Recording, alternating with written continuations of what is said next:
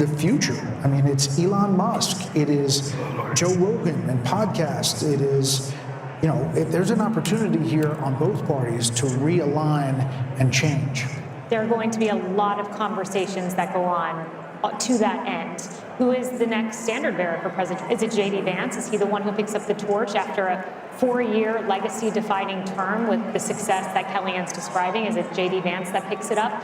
There's going to be a conversation about ground game. I mean, Kamala Harris over the weekend, they were saying they were knocking 1,000 doors a minute, and I have no reason to doubt that. It was an extraordinary ground game, but do ground games matter as much as podcasts? As much as real, authentic, viral moments like President Trump on the garbage truck or, President Trump at McDonald's, these viral moments that really captured the attention of the nation. And what does the Republican Party look like going forward? It's a broad coalition. It's an exciting coalition. And I think if President Trump manifests that working man agenda, no tax on tips, no, limit on credit card interest rate, that's a working man's economic agenda. And if he makes that happen in 4 years, this party may look like this for quite some time. I'm struck when you're talking about the authenticity part of this, because when I think about him with the French fries at McDonald's and standing up with blood on his face, fight, fight, fight. You can't fabricate. No, consultant can create those moments, Trey. Those are organic and they are authentic. And I think that is something that Kamala Harris fell really far short on in terms of the authenticity measure. Yeah, if you had told me that a billionaire from New York would be able to connect with middle America, I would have questioned that. To my friend, the gentleman from Tennessee, autopsies are painful, especially when the patient's still alive. I wonder what the Democrat Party is going to go through in the next weeks and months, because this was a loss that I don't think anyone saw coming, not to this magnitude. So what does the autopsy look like if you're a Democrat? Mm-hmm. It's painful, but you have to have one. How did you lose, and how did you lose this soundly? The easiest way to do it for them would be to simply say, if Joe Biden hadn't clung to the job, clung to the nomination, and hidden his condition with a lot of help, they could have had an open nominating process and gotten a more attractive nominee but I don't know who would have been freer to walk away from Biden policies and would have had a better shot. I mean, I think that's the easiest, simplest solution. But I'm not sure that's where they'll go. But that makes sense. I don't think you can pass over an African American female, which is a very loyal constituency for the Democrat Party. I don't see how they could have passed over. But if he'd left the office and she'd run, she would have been put through a different process and would have had competition, and the whole thing would have been different. But I mean, Harold, you have a Democratic Party that's pretty old. I mean, you have Nancy Pelosi and Chuck Schumer and Joe Biden. You got Andy Beshear, you got Josh Shapiro, you got Gretchen Whitmer. That's a different kind of Democrat, and that is not the progressive Democrat that wins in a primary. So is it going to be a change in your party? Well, we nominated Bill Clinton and Barack Obama, who were not from the old days. Party. So I think we'll do that. Look, tonight, what happened this evening and what's happened over the last year has been described. There were those on this panel who didn't believe that this resurrection could have occurred. So if this can happen, things are possible in politics if you're willing to change and willing to have courage and determination.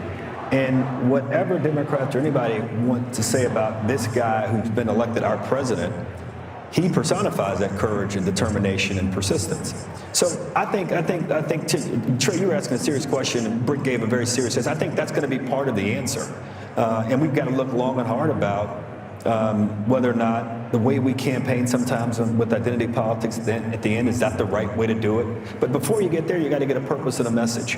And we'll get there. And we've got a long history of figuring these things out as a nation, as a party, and we'll figure it out this time. So the carnage speech got a lot of attention at the inauguration. Do we think that this speech, I was going way back. we're actually told that the teleprompters have been removed from the stage, so we could be in for a long haul here. We don't know. But what do you think? He's coming, but there may not be. I'm saying he goes off the teleprompter anyway. But he, the other night at the Al Smith dinner, he was upset that there were teleprompters, because he doesn't want to use them. Right. So Dana, what does this speech look like? This one right now? Yeah. I think look, I don't know. He's one of the most unpredictable people, too. So I think that's why we're all here, and I'm wide awake, and I've been awake for almost 24 hours now. And I am curious to see. I think I wasn't just thinking about this speech. I'm thinking about the inauguration speech, which would be 8 years since Carnage speech. He has a wide range of the types of speeches that he can give. If you think even within a speech, there's range. If you think about the RNC convention, it started off with like, oh, wow, yeah. And then after a while, it was like, wow, he's still talking. It was like so long, and it kind of got off script, and people thought, oh, he kind of lost opportunity. But he didn't. I think if you look at these people who would take off work, drive somewhere in the middle of the night to go and get in line to wait for hours, to then stay at a rally for hours, and part of the things he has done as well is created this camaraderie amongst people so that you could go to a place where you're not afraid to wear your red MAGA hat, and you could say, I'm not the crazy one. I'm not the only one who thinks the way that I do. I can actually have friends, and that doesn't mean that there shouldn't be outreach to the other side. I believe in love thy neighbor. I love all of that. But he has created something special here, so I kind of want him to take a victory lap tonight. I don't think this is necessarily the moment for unity, especially when she won't even concede and give him the night to celebrate. Kellyanne, you were looking at the popular vote. He's still up, and could finish up.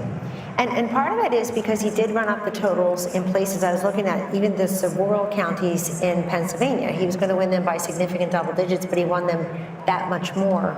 I think running up the totals in Florida, which was a swing state not that long ago, over 1.1 million votes or so. Haley, right, your home state.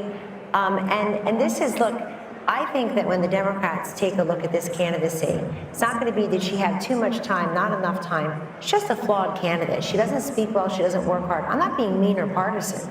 I don't know why the country would have rewarded this candidate with the big job when she couldn't make the case what she does as vice president that affects our lives in a positive way. She was given that opportunity. I personally would like to thank the women of The View tonight for asking this question, for having her on. Oprah, we see you, and so on and so forth. People who thought they were doing her a favor because they made her something she's not. It's the opposite for Trump. They make him something he's not. Take that one word, take that one line, take that cherry pick this, that, and the other. You never get the essence. I go back, does everybody remember 5 years ago, so Laurel and Yanny, or what color dress? You hear Laurel, I hear Yanny. You see a blue dress, I see yellow dress. We were all looking at the same thing. That's the way Donald Trump is in this country.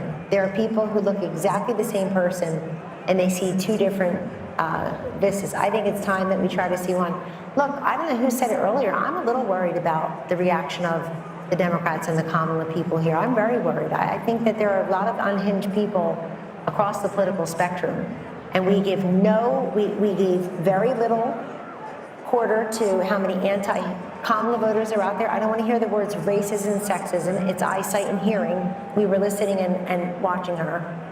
And I'm very worried that we've not talked a lot about how violent people may be and angry because she lost. Right. I'm afraid of that. Right. I mean, I can just imagine thinking about The View, and a week or so ago, they were saying, what is wrong with someone who would vote for him? Michelle Obama. And Joe Scarborough saying, we weren't raised like this. Who raised these people? So I can only imagine what tomorrow is going to look like. I will say when we talk about The View, what comes to mind is we mentioned the carnage speech that President Trump gave at his inauguration. And my mind automatically went to the unity speech that Biden gave, and he mentioned unity a half dozen times. But when you think about what we got over 4 years, there was the garbage comment that didn't come in isolation.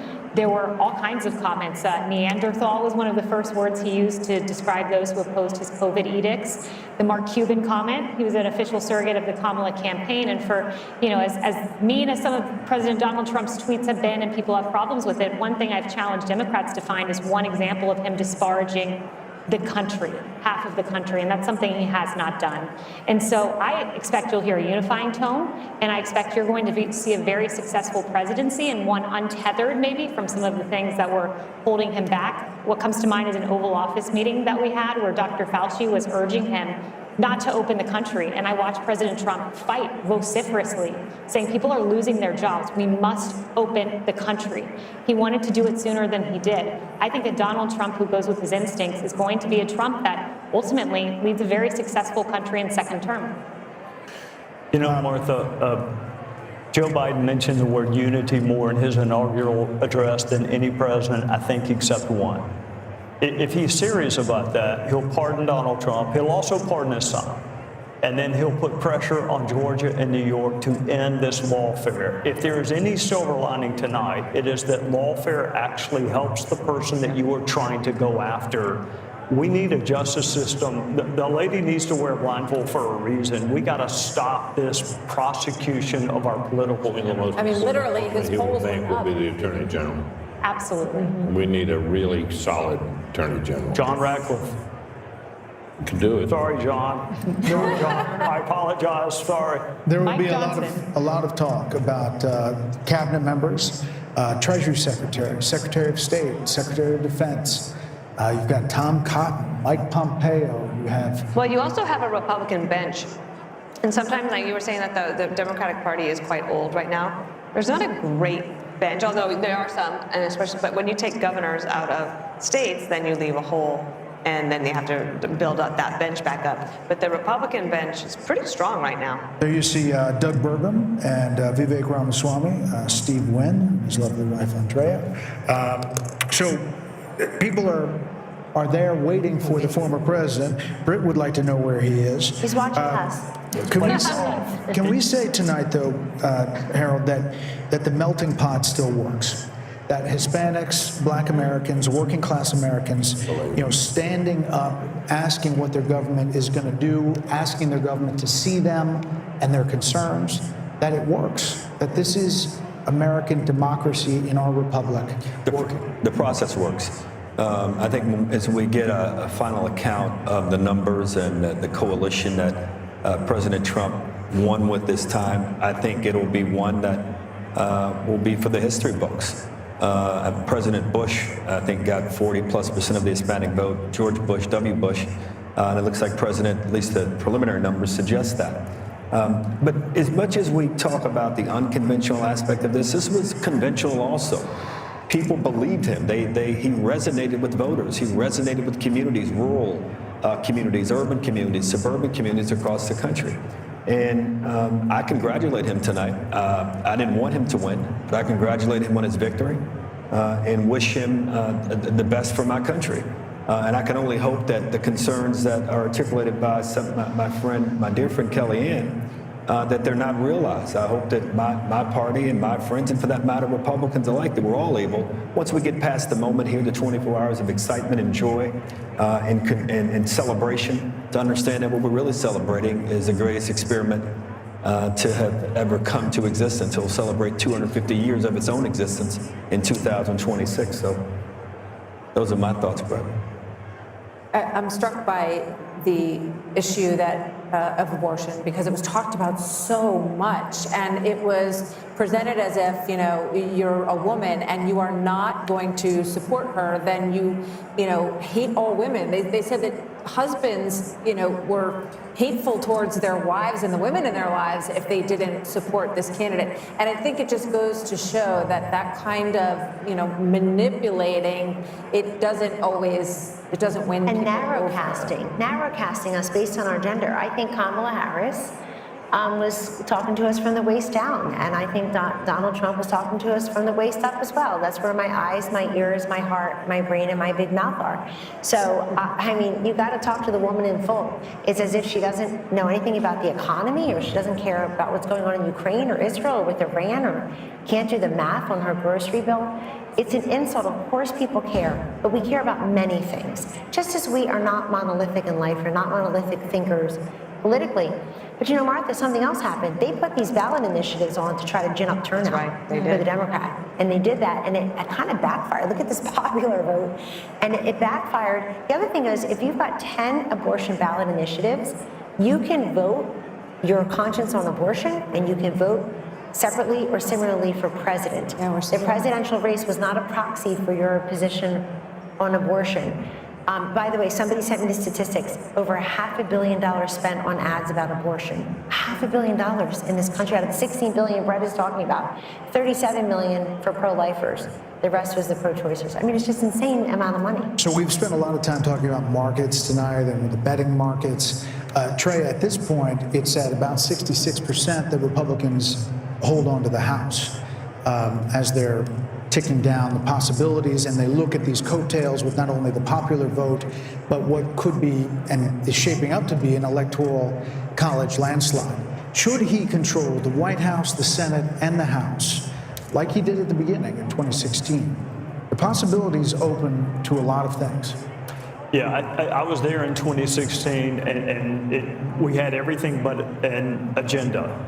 That mistake will not be made this time. He will deal with the border. He will deal with tax is coming up. There is a plan being formulated by Mike Johnson right now, and John Thune or John Cornyn or whoever becomes the majority leader. The mistakes of 2016, I think we were surprised that he won. I'm not saying he was surprised, but others were surprised. The other thing I will remind you, Brett, when he won in 2016, you recall what he said about Hillary Clinton.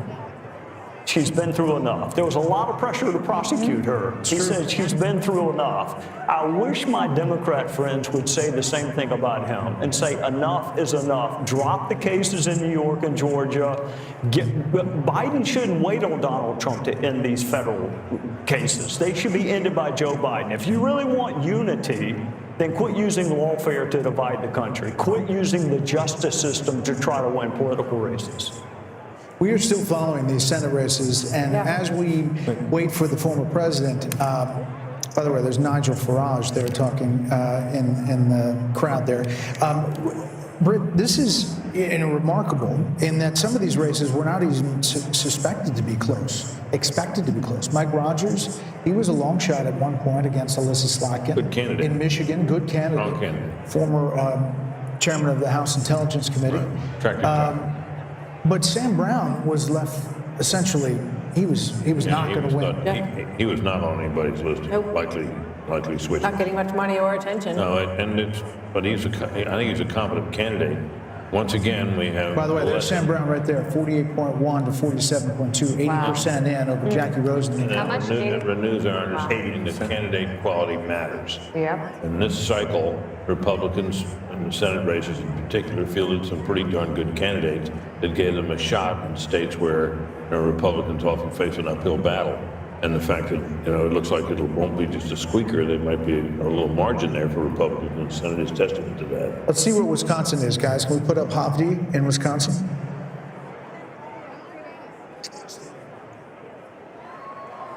Ladies and gentlemen, please welcome President-elect Donald J. Trump, First Lady Melania Trump, and the Trump family, accompanied by Vice President-elect J.D. Vance, Second Lady Usha Vance, along with friends and campaign staff.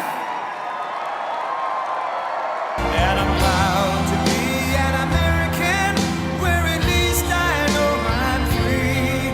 And I won't forget the men who died, who gave that right to me. And I gladly stand up next to you and defend her still today. 'Cause there ain't no doubt I love this land. God bless the USA.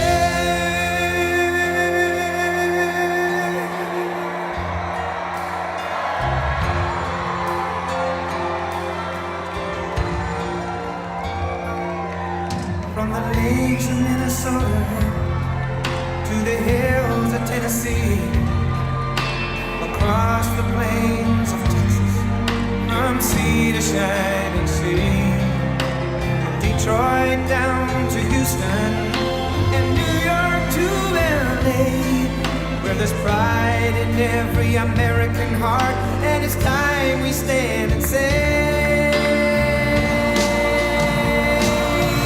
that I'm proud to be an American, where at least I know I'm free, and I won't forget the men who died, who gave that right to me, and I gladly stand up next to you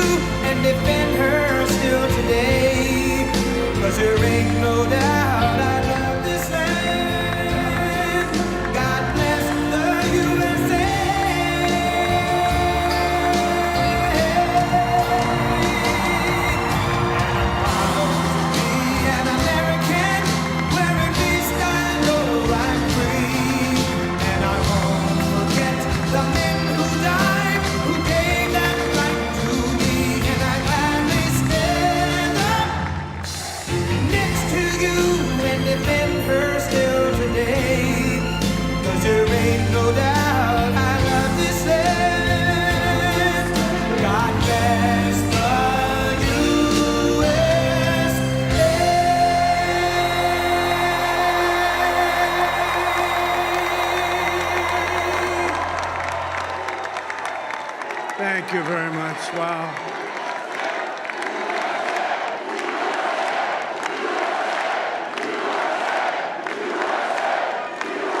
Well, I want to thank you all very much. This is great. These are our friends. We have thousands of friends on this incredible movement.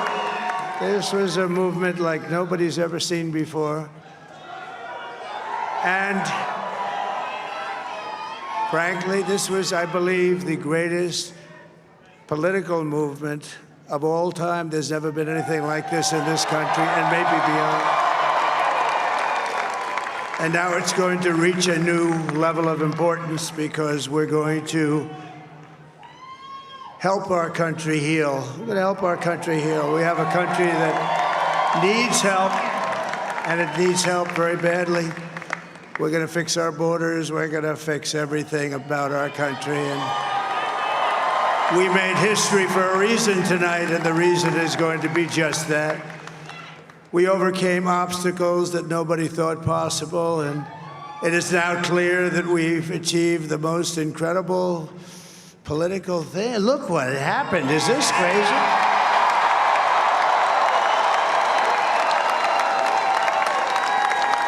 But it's a political victory that our country has never seen before, nothing like this. I want to thank the American people for the extraordinary honor of being elected your 47th president and your 45th president. And to every citizen, I will fight for you, for your family, and your future. Every single day, I will be fighting for you, and with every breath in my body, I will not rest until we have delivered the strong, safe, and prosperous America that our children deserve and that you deserve. This will truly be the golden age of America. That's what we have to have.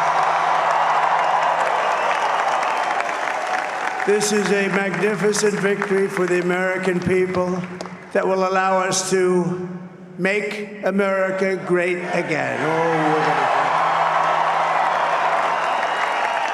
And in addition to having won the battleground states of North Carolina, I love these places, Georgia, Pennsylvania, and Wisconsin, we are now winning in Michigan, Arizona, Nevada, and Alaska, which would result in us carrying at least 315 electoral votes, but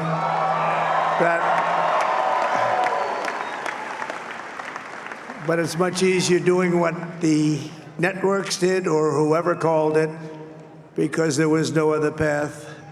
There was no other path to victory. We also have won the popular vote. That was great. Very proud of that.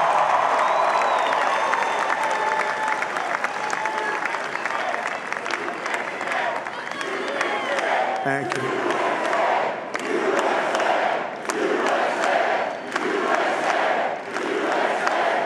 Thank you very much. Thank you.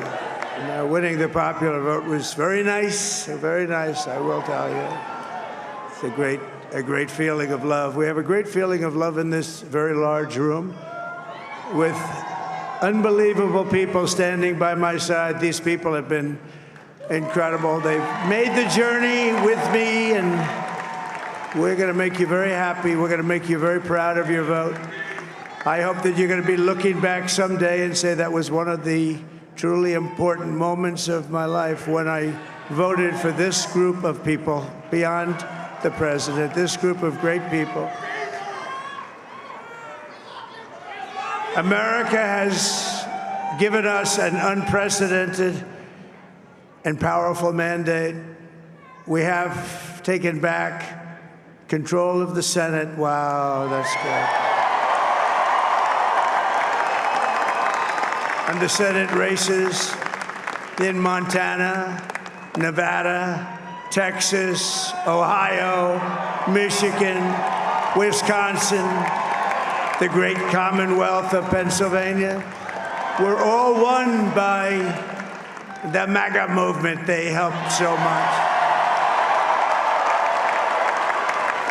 And in those cases, every one of them, we worked with the senators. They were tough races. And I mean, the number of victories in the Senate was absolutely incredible. And we did tele-rallies. We did tele-rallies with each one of them. And sometimes we did 2 or 3 and it was amazing to look at all of those victories. Nobody expected that, nobody. So I just wanted to thank you very much for that. And you have some great senators and some great new senators. And it also looks like we'll be keeping control of the House of Representatives.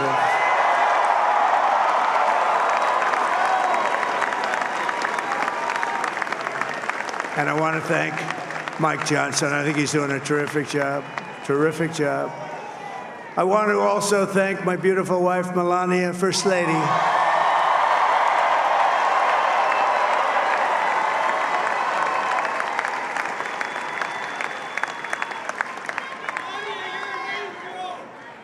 Who has the #1 best-selling book in the country. Can you believe that?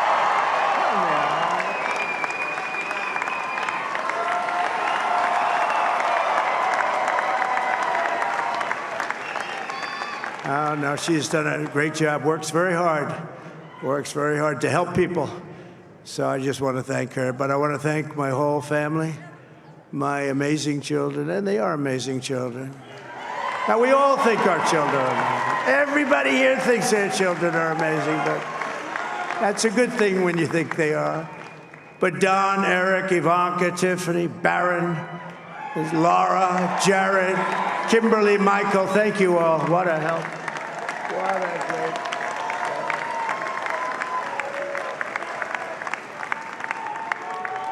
My father-in-law, Victor, is tremendous, and we miss very much Melania's mother, Amalia. We miss Amalia, don't we, huh? She would be very happy right now, standing on this stage. She'd be so proud. She was a great woman, that one. Beautiful inside and out. She was a great woman. I want to be the first to congratulate our great, now I can say, Vice President-elect of the United States, J.D. Vance.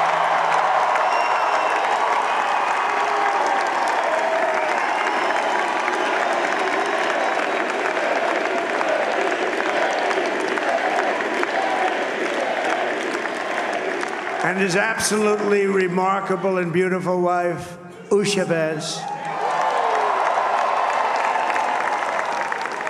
And he is a feisty guy, isn't he?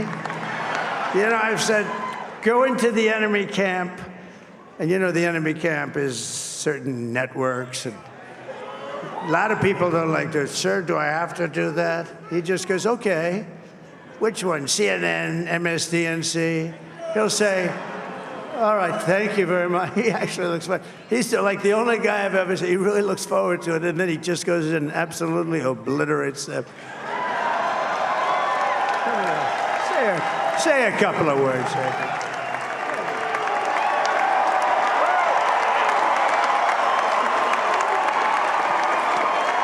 Wow.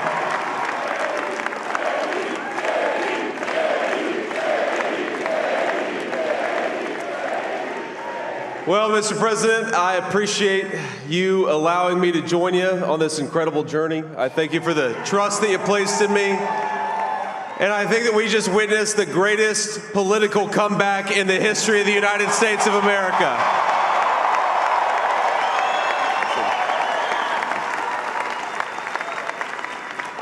And under President Trump's leadership, we're never going to stop fighting for you, for your dreams, for the future of your children. And after the greatest political comeback in American history, we're going to lead the greatest economic comeback in American history under Donald Trump's leadership.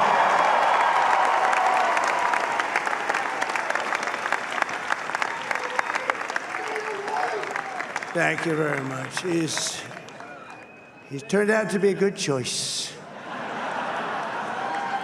I took a little heat at the beginning, but he was, I knew the brain was a good one, about as good as it gets.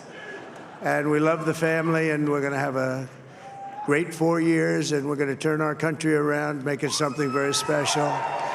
It lost that little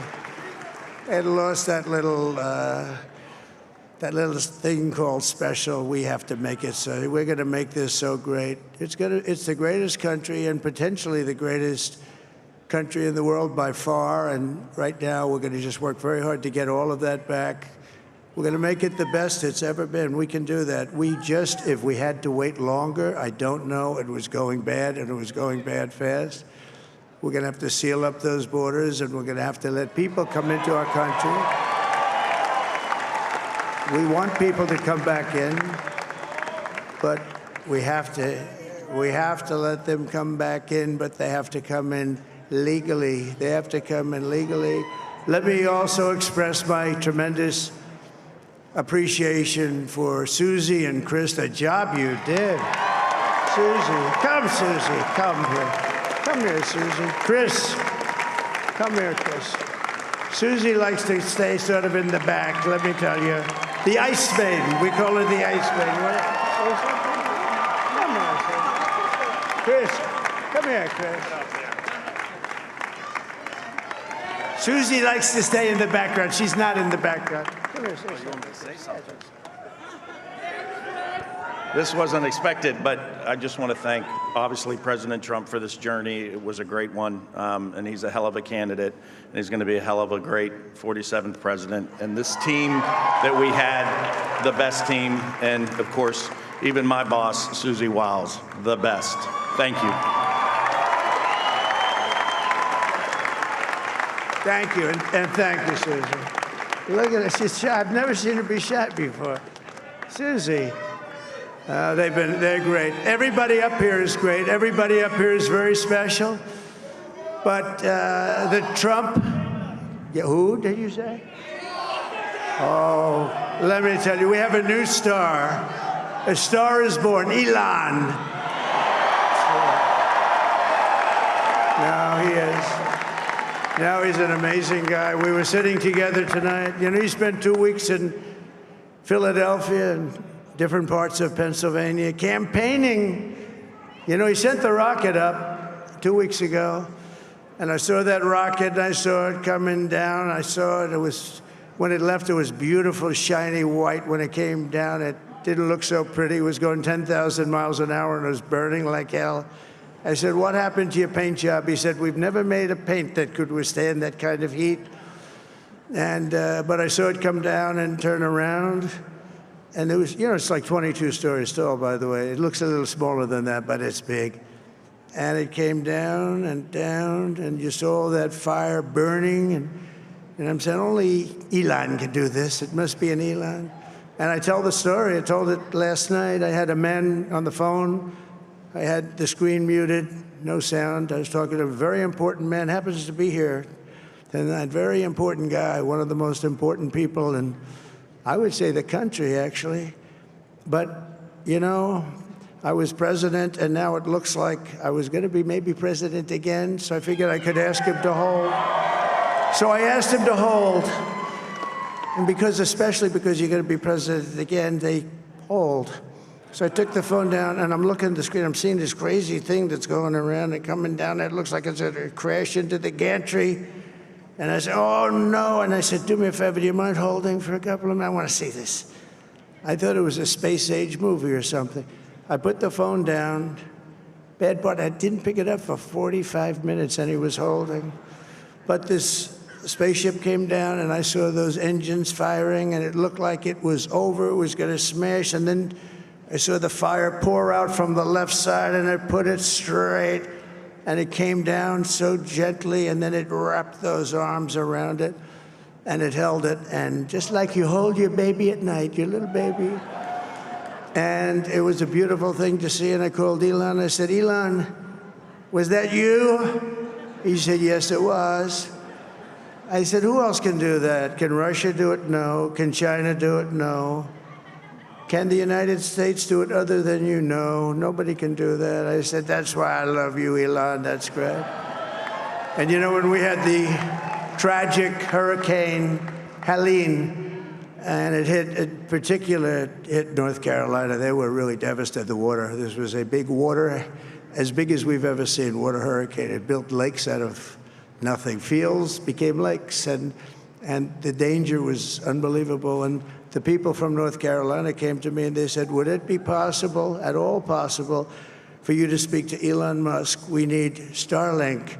I said, what's Starlink? It's a form of communication. So I called Elon, and I'll tell you what, he had, and it was very dangerous. People would die. They had no communication. All the wires were down. I called Elon Musk. I said, Elon, you have something called Starlink. Is that right? Yes, I do. What the hell is it? He said, it's a communication system that's very good. I said, Elon, they need it really, really badly in North Carolina. Can you get it? He had that there so fast. It was incredible. So, and it was great. It saved a lot of lives. He saved a lot of lives. But he's a character. He's a special guy. He's a super genius. We have to protect our geniuses. We don't have that many of them.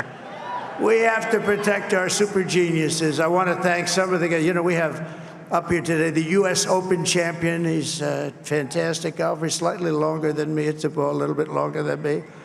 Just a little bit. Bryson DeChambeau is up here someplace. What happened to Bryson? Where is he? Bryson. Oh, he was shot. He's hitting balls. Oh, he's on the way. He's hitting balls. Bryson. Oh, look at him.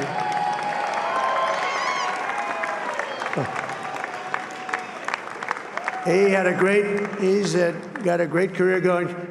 Great U.S. Open, Bryson. That's a fantastic job. And we also have a man, Dana White, who has done some job. He's a tough guy.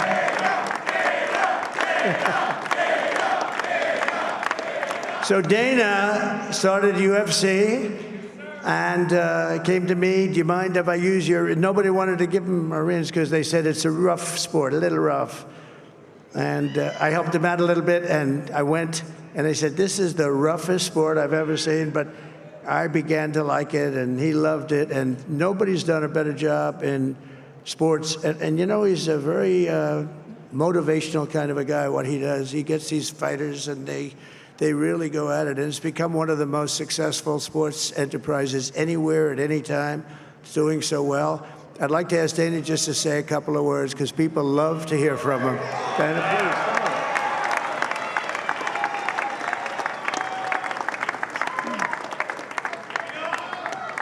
please. Nobody deserves this more than him, and nobody deserves this more than his family does. This is what happens when the machine comes after you. What you've seen over the last several years, this is what it looks like. Couldn't stop him. He keeps going forward. He doesn't quit. He's the most resilient, hard-working man I've ever met in my life. His family are incredible people. This is karma, ladies and gentlemen. He deserves this. They deserve it as a family. I want to thank some people real quick. I want to thank the Nelk boys, Aiden Ross, Theo Vaughn, Bustin' with the Boys, and last but not least, the mighty and powerful Joe Rogan.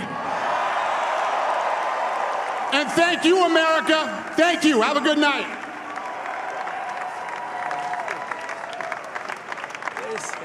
that is a piece of work. No, he's really an amazing guy. But most of all, I want to thank the millions of hardworking Americans across the nation who have always been the heart and soul of this really great movement. We've been through so much together, and today you showed up in record numbers to deliver a victory like probably like no other. This was something special, and we're gonna pay you back. We're gonna do the best job. We're gonna turn it around. It's got to be turned around. It's got to be turned around fast, and we're gonna turn it around. We're gonna do it in every way, with so many ways, but we're gonna do it in every way. This will forever be remembered as the day the American people regained control of their country.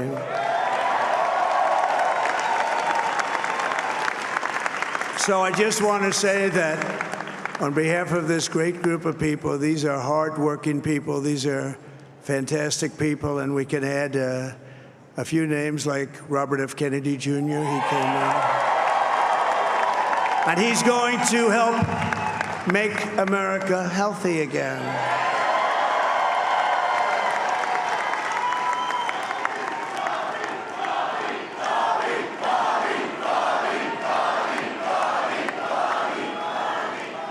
And now he's a great guy, and he really means it. He wants to do some things, and we're going to let him go to it. I just said, but Bobby, leave the oil to me. We have more liquid gold, oil and gas. We have more liquid gold than any country in the world, more than Saudi Arabia. We have more than Russia. Bobby, stay away from the liquid gold. Other than that, go have a good time, Bobby. We're going to be paying down debt. We're going to be reducing taxes. We can do things that nobody else can do. Nobody else is going to be able to do it. China doesn't have what we have. Nobody has what we have. But we have the greatest people also. Maybe that's the most important thing. This campaign has been so historic in so many ways. We've built the biggest, the broadest, the most unified coalition. They've never seen anything like it in all of American history. They've never seen it. Young and old, men and women, rural and urban. And we had them all helping us tonight, when you think. I mean, I was looking at it. I was watching it. They had some great analysis of the people that voted for us. Nobody's ever seen anything like that. They came from all corners, union, non-union, African American, Hispanic American, Asian American, Arab American, Muslim American. We had everybody, and it was beautiful. It was a historic realignment, uniting citizens of all backgrounds around a common core of common sense. You know, we're the party of common sense. We want to have borders. We want to have security. We want to have things be good, safe. We want great education. We want a strong and powerful military, and ideally, we don't have to use it. You know, we had no wars. 4 years, we had no wars, except we defeated ISIS. We defeated ISIS in record time. But we had no wars. They said, he will start a war. I'm not going to start a war. I'm going to stop wars. But this is also a massive victory for democracy and for freedom. Together, we're going to unlock America's glorious destiny, and we're going to achieve the most incredible future for our people.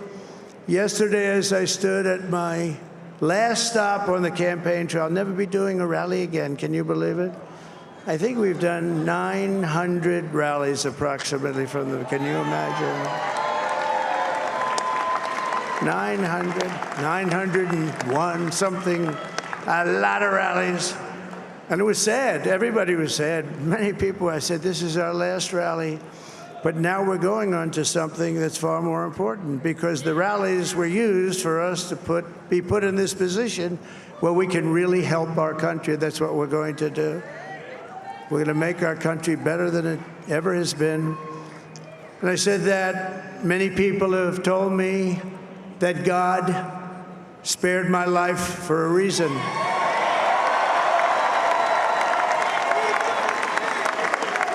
And that reason was to save our country and to restore America to greatness. And now we are going to fulfill that mission together. We're going to fulfill that mission. The task before us will not be easy, but I will bring every ounce of energy, spirit, and fight that I have in my soul to the job that you've entrusted to me. This is a great job. There's no job like this. This is the most important job in the world. Just as I did in my first term, we had a great first term, a great, great first term. I will govern by a simple motto: promises made, promises kept. We're going to keep our promises. Nothing will stop me from keeping my word to you, the people. We will make America safe, strong, prosperous, powerful, and free again. And I'm asking every citizen all across our land to join me in this noble and righteous endeavor. That's what it is. It's time to put the divisions of the past 4 years behind us. It's time to unite. And we're going to try, we have to try, and it's going to happen. Success will bring us together. I've seen that. I saw that in the first term when we became more and more successful. People started coming together. Success is going to bring us together, and we are going to start by all putting America first. We have to put our country first for at least a period of time. We have to fix it. Because together we can truly make America great again for all Americans. So I want to just tell you what a great honor this is. I want to thank you. I will not let you down. America's future will be bigger, better, bolder, richer, safer, and stronger than it has ever been before. God bless you, and God bless America. Thank you very much. Thank you. Thank you very much.